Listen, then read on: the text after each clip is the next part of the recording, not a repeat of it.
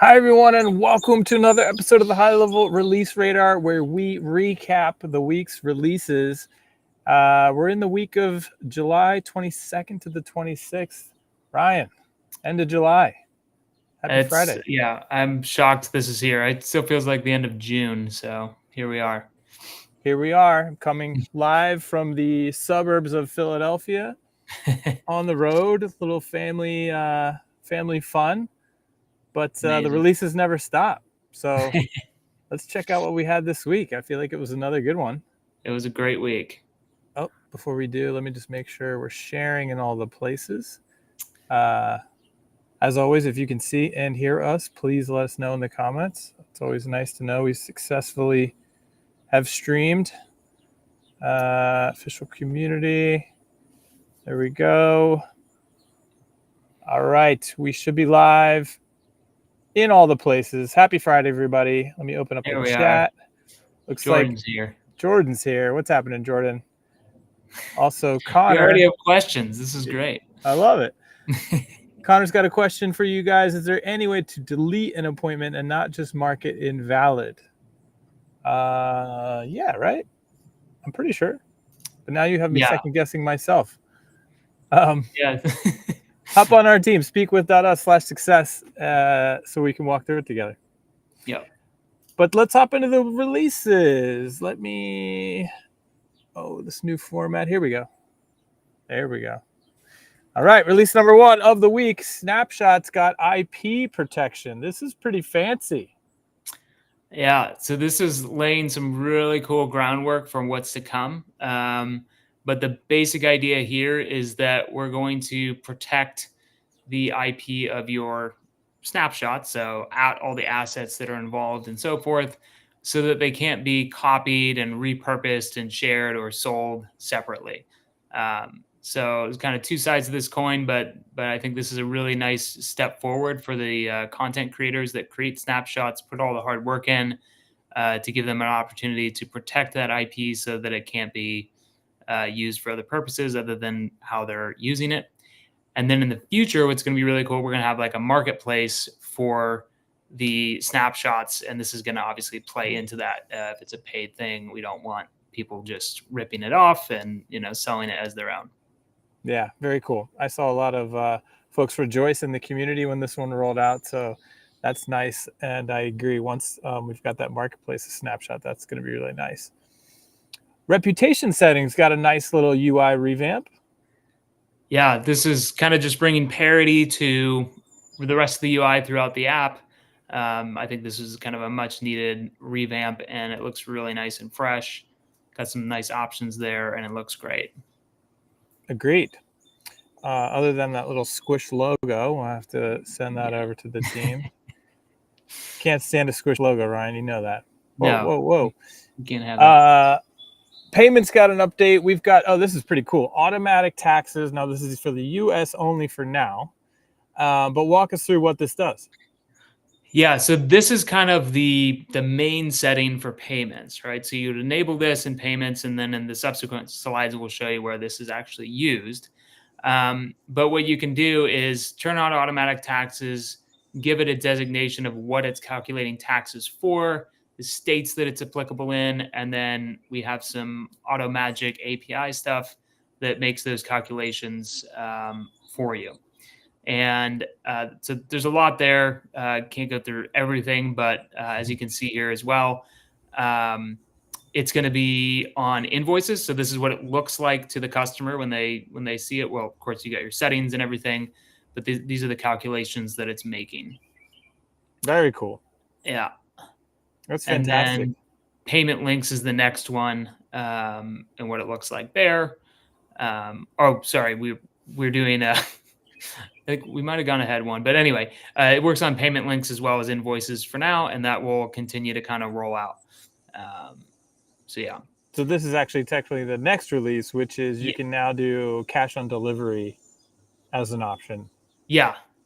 So if you want to do COD, that's now an option. You got to configure it in the manual payments section that's under integrations within payments. And you can configure all that stuff there to be able to accept COD. I was excited to see COD is still alive and kicking. I feel like I Yeah, it haven't feels made a very old COD school. payment in I don't know how long, but it's nice to know those businesses are still out there, Yeah, absolutely. and now they can run on HighLevel. Payments got another update. We've got auto payment schedules for invoices. Yep.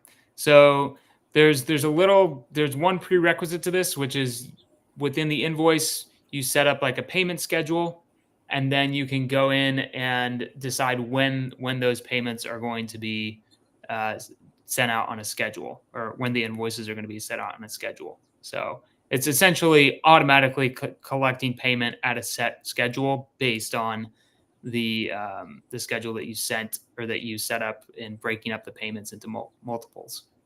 Yeah, this is great. I mean, this is what you want, right? If you're doing multiple payments, you want it to run like a subscription, but only for a certain amount of payments. And Exactly. now that's basically exactly how it works, right? Yeah. Sweet. The app marketplace got an update. There's a bunch of new filters that makes it easy and fun to sort of find the apps that you might be looking for in the marketplace. Yep. So now you can filter based on price and then usability, or I'm sorry, not price and usability, but the distribution type. So if it's like for sub accounts only, or if it's an agency level thing, you can now have more filtering options there. Mm-hmm. Mm-hmm. And again, there are, I don't know, I think thousands of apps in the marketplace now. So if you haven't checked it out, marketplace.gohighlevel.com is where you can find all the amazing add-ons that folks in the developer and the integration community have built to enhance HighLevel in all sorts of crazy ways. So like you can see right there, two of them, Make and Pabbly, right? Those are two super popular sort of integration Zapier type of apps that you Mm-hmm. could use now natively with HighLevel. Looks like there's a maps one down there. There's all sorts of really cool stuff in there. So if you haven't checked it out, I would encourage it. You might be really surprised by what you see has already been built. Yeah, and if you have used them, don't forget there's a review feature in there. So just Hmm. give them a star rating so that it helps folks kind of discover all the best ones, and builds out that feature a little bit more. Yes, and very soon, which I'm really excited about, is folks will be able to build into the funnel and website builder. So like widgets in a sort of WordPress type of world, which is going to be really fun as well. Yeah. But let's get to the next release. Dashboards now has contact source and opportunity source filters when you're building your charts and graphs. Yeah. So this is kind of crucial because, maybe contacts come in a certain way, but the opportunity comes in a different way. And so now you can kind of track the two different sources between those two objects. Just getting more and more robust custom dashboards. Yeah. And then here's what we see it in a Yeah. um, In the table view there. Yeah. mm-hmm. Nice. Beautiful. Contacts got another update. We got bulk delete restore action enhancements. Yeah, so this is a new architecture. So there's a lot under the hood here that we probably aren't smart enough to talk about, but it's much faster. It can handle a lot more volume, so things will happen more quickly. And then we also kind of have like a new UX for going through that, deleting and then also restoring. So if you deleted a bunch of contacts you didn't mean to, you can now restore it with the click of a button, and it tracks, the progress in doing all that, just like any other bulk action would do. Yeah, good point about the under the hood stuff. I mean, that kind of stuff happens all day long. So like, I don't know, we're going to talk through like 30 releases from the week, but in reality, there were probably 60, 65, and just half of those are sort of back end updates that you guys don't see, but the team puts out every day just to make things faster, more stable. So it's always good to shout that out and remind Absolutely, everybody yeah. of all the hard work that the dev team puts in on our behalf. Affiliate Manager got another update, not surprisingly. You can now clone affiliate campaigns. I'd imagine this is sort of for quicker creation of new ones. Yep. Yeah, so if you've got one rolling and maybe you did a June one, you wanna do a July one or July and August, you can now clone it. You can choose to include or exclude the current affiliates, that are associated with that campaign. So it makes it really simple to kinda do time-based or, like, recurring type of, promotions you might be doing, without having to recreate the entire wheel. Super nice. Very convenient. Um, And the affiliate manager got another update. You can now have affiliate level commission settings. Yeah, so this one's actually pretty big, right? So let's say you find some like really big influencer in your niche, and you want to strike up a special deal with them. We're going to give them maybe more commission based on your other affiliates. Now you can go into that exact affiliate and then adjust their commission, not the entire campaign level commission. Yeah, this is actually awesome. So you can basically override the set campaign rate specifically for one or a few or however many specific affiliates, like you said, that maybe you have a special relationship with. Yep. Very cool. Very nice flexibility there for sure. And another one for affiliate manager, we can now toggle to enroll new customers as sub affiliates. So this Yeah. is sort of,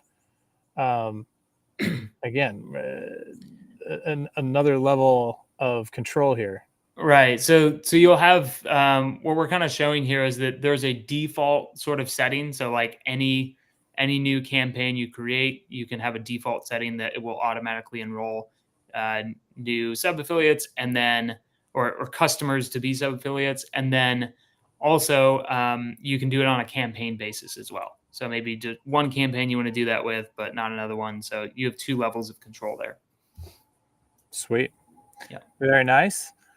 The prospecting tool got some updates here. It now shows info about Google Business Profile photos and operational hours in the report, which is kind of handy because if you do local SEO, you know that photos do play a role in ranking. It's definitely a factor in there. And now you've got that insight as well. Yeah, I mean, these are just more arrows in your quiver to talk to small businesses and be like, "Hey, did you know these are the things that you're missing out on? That we can get some easy, quick wins in and get you rolling." And it's a nice foot in the door. Absolutely. I love it. I think a lot of folks, local SEO, just getting good at optimizing Google Business Profile is such an easy sort of hack and easy way to deliver really powerful wins for a local business. So now you've got even more of that info right up front when you run the scan. Yeah. This is a big one, and this sort of sets the stage for an even bigger one, but the Calendly integration rolled out. So talk us through what V1 does here. So V1 is going to be syncing events similar to kind of how the way I understand it anyway, it's similar to how like a Google Calendar would work. So as you already have events on there, it'll sync them with your calendar on HighLevel. And this allows you to retain your Calendly exactly the way you're running it, but it's also blocking off spots in your HighLevel calendar so that you can kind of get a bigger picture of what's going on. And then that sets the stage for V2, which would be, okay, well, now I want to move my Calendly, the whole thing over with the calendars and the settings and everything. So that's my understanding. I know there's a little bit of back and forth internally on this. I think that's accurate in terms of how it's functioning. Yeah, that's where I landed as well. I think the use case here is for businesses that want to, at least for now, continue to use Calendly, but marketers want to tap into that calendar and be able to sync those bookings into HighLevel as they come in. And then the next step of this integration, like you said, will basically be if you want to just suck everything out of Calendly into HighLevel and then ditch it moving forward. So yeah, big one. Looking forward to the next update as well. But yeah, this is a big first step. And then the next screen just shows you can choose which Calendly calendar you want to import. So if there are some that you don't want to be synced, you can have control over that as well. Nice. Awesome. Okay, phone system got an update. We've got SMS restriction history and number purchase flow enhancements. Well, I didn't see this one at all. What do we got here? Yeah, so this is not live yet. I should have made that note, but I ran out of room. This is going to give you some really great insight into if messages that are getting sent out from a sub account are encountering violations, like at the carrier level, or at the SMS kind of engine that's pushing everything out.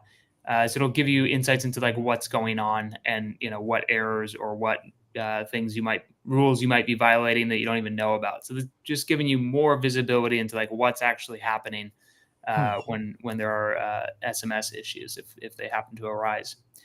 And then the number purchase flow enhancements, more to do with just kind of cleaning up some what I would call basic stuff to make it cleaner, easier to understand when you're purchasing numbers. I think we had provided some feedback to the team on that a while ago, so they knocked out a bunch of items for us.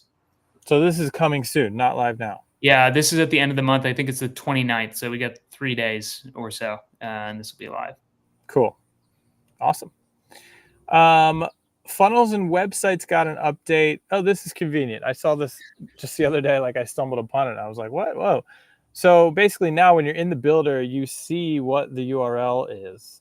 And then when you connect the domain, it'll reflect that there. Yeah. Which sounds like a subtle thing, but it's actually really, really nice to have. Yeah, it saves you that step. Like if you haven't connected the domain yet, it's obvious that like, oh, this is just a high level preview domain. And then there's a link right there to just connect it and choose which step you want it to start at. So this eliminates the whole going back and forth between different settings manually. Yeah, very convenient. I don't know if I'm in love with the placement of it. I don't know if you saw my feedback. Yeah. I'm hoping that gets taken into account by the team, but the functionality of it and the purpose of it is fantastic. Yeah. So we'll see if that gets moved into an icon, maybe. We'll see. Workflow's got an update. We've got history for GPT actions. This is live in our account, which means it'll be live in your accounts very, very soon. Soon enough where I believe Ryan felt it was time to show it off here. Yeah, they said do not announce, but I kind of thought that this is worth talking about. For the bot builders out there, this is huge because we're now able to designate the type of history or memory, so to speak, that the bot will know about.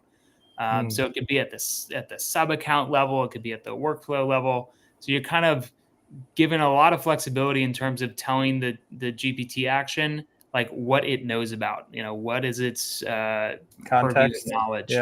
Yeah. I mean, I still struggle to wrap my head around all of this bot building stuff here, but I can see how there were probably folks waiting in the wings for something like this before they sort of ditch whatever they're building in to build it natively in HighLevel. And now that it's here, I can't wait to see what people come up with. I know I've heard a lot about wanting custom memory keys. So that's, as you can see, an option here too. So bot builders rejoice. You got a lot of cool flexibility coming pretty quick here. Nice. Forms and surveys got a fun update. So that whole right panel that slides out got a really nice UI refresh. Everything's much more sort of like, yeah, take it away. I've been waiting for this for a while, and this is, I think they really hit it out of the park. So much simpler to navigate. It's so much more like the other builders that we've got. Looks really great. Really nice cleanup on all the million settings that used to exist. They're now, and you can see they're all tabbed and layered, and so it's really tidy, I would say.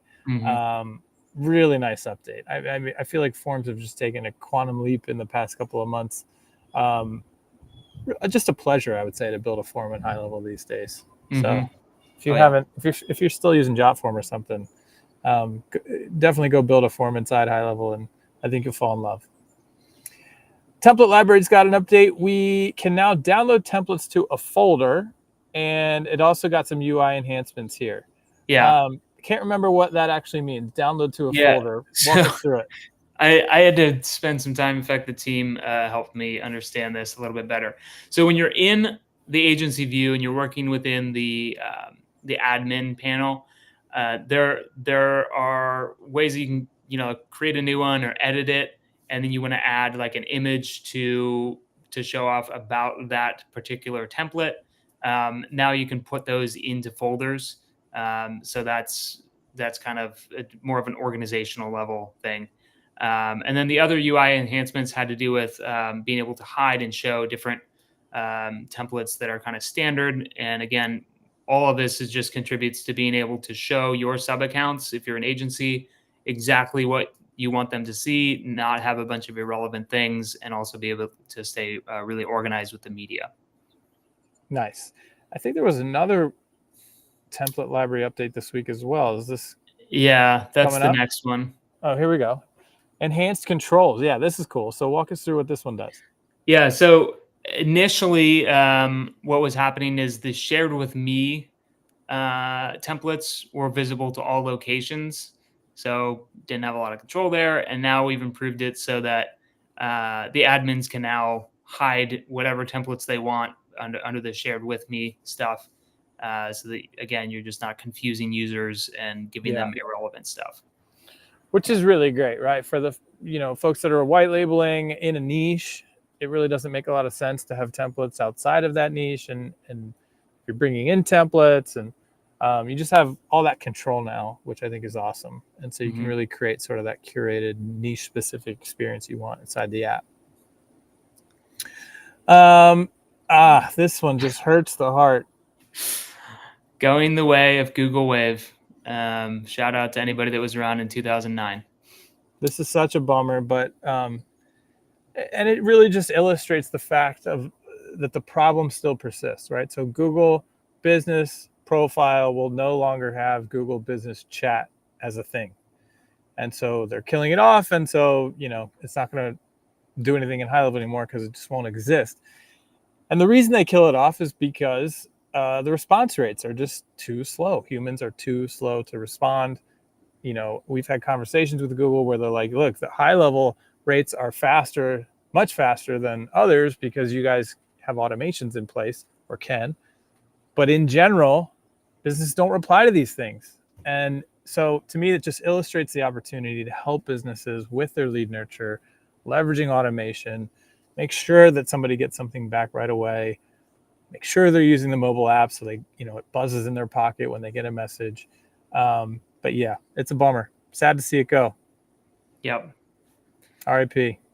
Full throttle, upcoming releases. Nice. Fly the tower. Go and watch Top Gun this weekend, everybody. Get pumped up. The new one? The new one. Well, you got to watch the old one, then the new one. Make it a marathon. It's so good in the sense that I went into it like, they're just going to literally redo it, aren't they? And then like scene by scene, it's like, that's literally the same thing, but it feels brand new again. Yeah. And, it was like every step of the way, you feel like, they got me again. Yeah. Anyway, it's like once you learn how movies work, like everything follows one of like 3 or 4 different arcs. It's like, yep, this is how it works. There's a framework to all these things. But the specifics, like the beach football or beach volleyball become, it was great. That too, yeah. It was great. All right, so what do we got coming soon? I didn't see what Ryan picked ahead of time, so let's see what he's got here. Estimates. This is awesome. So at first I was like, what estimates? Don't we already have documents? But I was very quickly educated on the difference there. Ryan, you want to walk us through what this means and why it's so important? So, I mean, you could think about an estimate is the way I think about it anyway, is that it's a more flexible sort of like proposal. So it's like, here's what we're estimating, here's what's going to be happening. And then you allow the customer to accept the terms of that estimate or not. And then you can move on down through, signing documents and doing invoices and so forth. We've got, brand new design for this. I'm basically just zooming in on our Figma here. But yeah, it'll have all the different bells and whistles that any of the estimate systems work or how they work in other platforms. And then the customer view, which is on the next slide, is kind of cool, where they've got the ability to reject or accept the estimate, and then along down the road you'll go to getting the invoices submitted and getting the job, like kind of on the calendar. Mm-hmm. Yeah, this is cool. So to hear the team talk about this one is really awesome. The way it'll work, like you said, you'll be able to reject or accept. It'll auto spin up an invoice. There'll be, all the sort of options that come with all that kind of stuff. But I'm just excited because this, as far as I understand, is the last piece of the whole payment story, right? We've got documents and proposals. Now we'll have estimates. We've got invoicing, recurring invoices, partial payment, all that stuff where you can really just go to any local business that does any of that and just replace DocuSign, whatever they're using for their invoicing systems. And so big one, and it's looking good and it's coming soon. Yeah. So good pick. Let's see what we got here. This is cool. Tasks, we have tasks in the system, but they are going to get a big revamp. It's kind of been like the neglected child, I would say. and which is fine. But it's getting some really big updates coming soon. This is also just a Figma. But there's going to be a couple of different key components. One, they're talking about doing some subtasks in there, which is kind of neat. Obviously, you got the UI refresh. Then we've got filters for things that are upcoming, things that are due today, and so forth. Plus, the ability to send out reminder emails that'll have a summary, kind of like a digest of like, hey, here's what's due today. So you'll have the option to do that with some timing settings as well, like, do you want to know about this, a day before or like 10 minutes before or whatever it happens to be. So I think that'll be useful in stickiness, because I think the more you get, I mean, obviously it's not like a full blown task management system, but for most businesses, they can implement this and it keeps them in the system longer, gets them more used to being there. They pay more attention to stuff that's happening, looking at their pipelines. And as a result, the more you focus on something, the more you're going to get more of it. So I think this actually could be a more meaningful impact than what it seems. Absolutely. Yeah. I mean, I think the very basic tasks that we have in the system get used way more than people realize. And so this is like a really big jump. So I'm excited to see where this goes and the usability, the usage of it, and how much it continues to climb after we roll out this new look. I mean, it looks awesome, right? I think this is, sort of smacks of maybe a ClickUp, if you will. So kudos to the design team, looking pretty good there. Two good soons from Ryan, but as always, let us know what you're most excited to see roll out in HighLevel. And again, hopefully you know about the ideas board, where we basically guides the roadmap. So if there is something that you haven't heard about coming soon that you really want to see in the app, make sure that you hit the ideas tab in your agency account and search for that idea. And if it's not there, put it there. If it is, give it an upvote. Because again, that's, our product teams pay a lot of attention to the ideas board and what has the most votes. All right, another good week. You want to send us out, Ryan? Yeah. Awesome week, everybody. We're looking forward to seeing you next week. Don't forget, there are town halls that happen almost every day, generally every day. Sometimes there's a hole here and there, but we're pretty stacked. So if you want to know more about specific features that are happening, or you have questions about how a particular area of HighLevel works, those are themed discussions that we have with the product team. I'd love to have you on there and you provide your input, because we take it back, and a lot of times it really does form the products that are getting developed. So you can see all those on the calendar at gohighlevel.com/events, correct? Yes, exactly. Awesome. Great. Well, we hope you had a great week, everyone. We hope you have an awesome weekend, and we will see you next Friday.